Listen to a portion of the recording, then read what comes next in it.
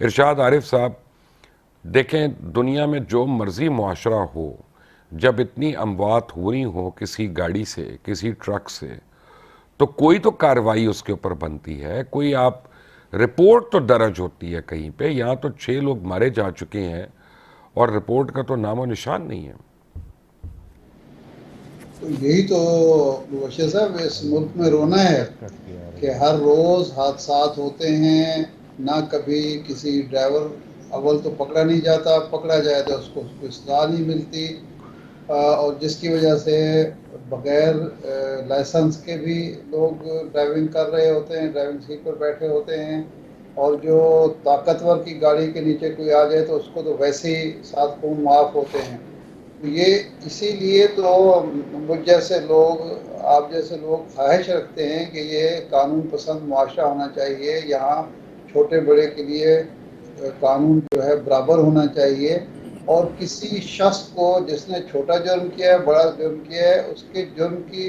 نوعیت کے مطابق سزا ملنی چاہیے. تو یہ چیز اگر ہوتی تو میرا نہیں خیال کہ پھر نہ کوئی کنٹینر بچ سکتا تھا، نہ کوئی ٹریکٹر ٹرالی بچ سکتی تھی، نہ کوئی پجارو اور بڑی گاڑی بچ سکتی تھی. ہم یہ کوئی ایک حادثہ تو نہیں ہے، ہم تو روزانہ یہ دیکھتے ہیں. تو اسی لیے تو ہماری خواہش ہے کہ یہاں معاشرے میں ارشاد بھائی، اگر پہلے دن یہ پرچہ ہو جاتا جب پہلے قتل پہ، تو آج یہ بچہ بچ گیا ہوتا. نہیں، پھر بھی جو ہو بھی جاتے ہیں پرچے، اس سے بچت تو نہیں ہوتی جب تک کہ یہ معلوم نہ ہو سب کو کہ صرف پرچہ نہیں ہوگا بلکہ سخت ترین سزا بھی نہیں ملے، بے سزا شک. بھی ملے گی، نشان عبرت بھی بنایا جائے گا. اس کے بعد ہی یہ سلسلہ رک سکتا ہے نا. افتخار احمد صاحب، ویلکم ٹو کھڑا سچ. افتخار صاحب، کیسے ایک قانون ہو سکتا ہے جو ارشاد صاحب کی پلی ہے، میں بالکل ان سے ایگری کرتا ہوں، لیکن جب بشرا بی بی کے اوپر کرپشن بتائی جائے اور اس وقت کا D G I S I lieutenant general Asim Munir, اور میں آن ایئر یہ بات کر رہا ہوں، سرونگ حاضر سروس جرنیل کے متعلق بات کر رہا ہوں، اس کو 7 مہینے کی سروس کے بعد وہاں سے ان سیریمونیسلی ایک ویکنڈ پہ گجرانوالہ میں ریزرو کور کے اوپر بھیج دیا جاتا ہے، کیونکہ وہ عمران خان کے اہل خانہ کی کرپشن عمران خان کو بتا رہا تھا،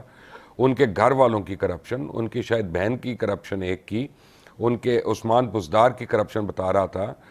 تو جب یہ لوگ اپنی نوکری نہیں بچا سکتے تو میں اور آپ کیسے بچائیں گے؟ یہ تو ایک تضادات ہیں اس آدمی کے بہت زیادہ. اب اس کو کیا کہا جا سکے؟ مطلب میرا ایک دوست اس کا کہہ رہا ہے کہ جی ایکسیڈنٹ کو معاف کر دو، کیونکہ ایکسیڈنٹ تو ہوتے ہی رہتے ہیں، اور کبھی بھی پاکستان میں ایکسیڈنٹ کا پرچہ نہیں ہوا، کہ پرچہ ہوا تو سزا نہیں ملی. تو اس آدمی کے بھی ٹرک کے نیچے اگر لوگ آ کے مر رہے ہیں تو اسی لیے پرچہ نہیں ہو رہا، اسی لیے سزا نہیں ملی، جسٹیفکیشن دے رہے ہیں. اب یہ تو چلے مانے لیتا ہوں، لیکن کرپٹ چوروں، بدماشوں، لٹیروں اور منی لانڈرنگ کے خلاف 4 سال جو اس ملک کے اندر ایک طوفان مچایا گیا، اس آدمی کے بارے میں اگر جب اس کو رپورٹ ملتی ہے کہ اس کے گھر والے کس قسم کے کاموں میں مشغول ہیں، تو اس کو تو شرم کرنے کی کوئی سوچنا چاہیے تھا نا، کیونکہ وہ تو مختلف آدمی ہے، وہ تو ڈفرینٹ آدمی ہے نا. وہ تو روزانہ کے جو ٹریفک حادثات ہوتے ہیں وہ تو شاید ان کو بھی سپورٹ نہیں کرتا ہوگا. وہ تو باصور آدمی ہے، وہ تو پرنسپل آدمی ہے. پاکستان میں ایک ہی آدمی اتنے سالوں کے بعد پرنسپل اسٹینڈ لینے والا پیدا ہوا، اور جب اس پرنسپل اسٹینڈ لینے والے انسان کو بتایا گیا کہ تمہارے گھر میں یہ ہو رہا ہے، تو اس نے کیا خوبصورت پرنسپل اسٹینڈ دیا کہ اس افسر کو ہی ٹرانسفر کروا دیا. تو کیا بات کر رہے ہیں لوگ،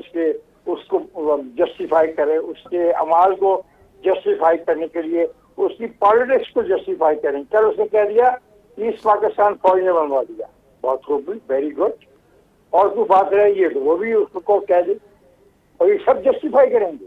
کہ وہ جو کہہ رہے ہیں وہ صحیح کہہ رہا ہے، کیونکہ وہ واحد آدمی ہے پاکستان کے اندر جو سچ بولتا ہے، جو سادوں پر امین ہے.